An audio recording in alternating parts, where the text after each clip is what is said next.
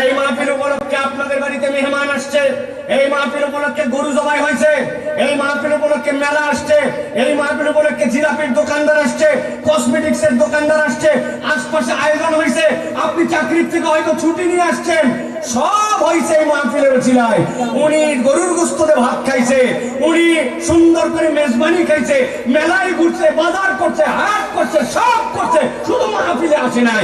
যার উদ্দেশ্যে মাহফিল সেখানে আসে নাই, সব করছে। এর থেকে বড় ব্যাককল মজিদার করাই নাই, ঠিক কিনা?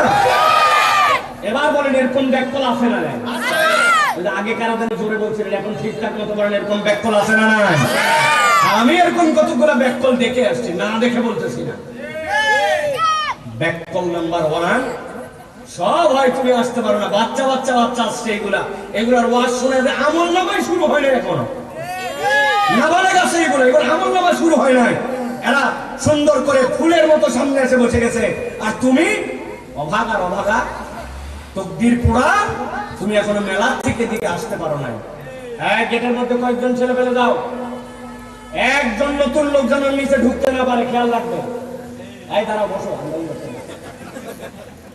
ভেতরে যেন কেউ ঢুকতে না পারে। আর নতুন করে এই কয়টা লোক নিয়ে আজকে ওয়াজ হবে ইনশাআল্লাহ, ঠিক কিনা? রাজি আছেন তো আপনারা? ইনশাআল্লাহ। তোমরা খাও, জম্মের মতো পাপড় খাও। তোমার বাপ দাদা 14 গোষ্ঠী যেরকম এই মজিদার কে ছিল জানে না, ওরকম তুমি পাপড়ও ছিল না। এই মজিদারি কারা কারা ছিলেন ভাই? কেউ ছিলেন না, আন্দাজি করতে এখন নাম বসাই দিচ্ছে। এরকম এরকম কতগুলো আছে এই জায়গায়, এইগুলা জীবনে কোনোদিন পাঁপড় খাই নাই, মেলা দেখে নাই। দেখ তুই কক্সবাজার আর চট্টগ্রামের মানুষকে অপমান করছিস, ঠিক কিনা? আমাদের একটা ঐতিহ্য আছে, আর তুমি সেই ঐতিহ্যের বাইরে আছে, তুমি আড্ডাবাজি মারো না, মারো। আজকে খবর আছে, শেষে দোয়া হবে না একটা, ওই দোয়ায় খেলা গরম করে দেবো ইনশাআল্লাহ।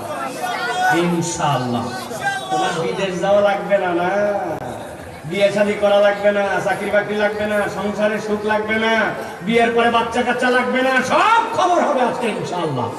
তুমি কেন বিদেশ যাও তাই দেখবো আজকে দোয়াতে ইনশাআল্লাহ। রেডি থাকেন আপনারা, রাজি থাকেন ইনশাআল্লাহ, আজকে দোয়া করবো ইনশাআল্লাহ।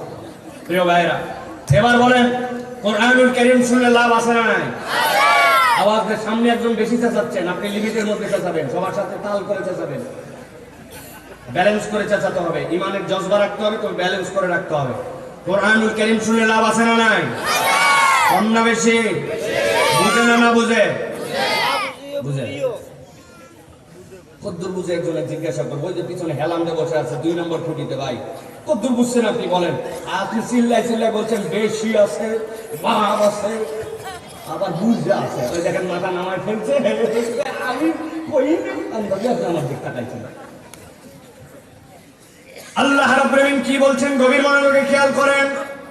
সারা জীবনের জন্য দিয়ে গেলাম 4টা আয়াতে কারিমা।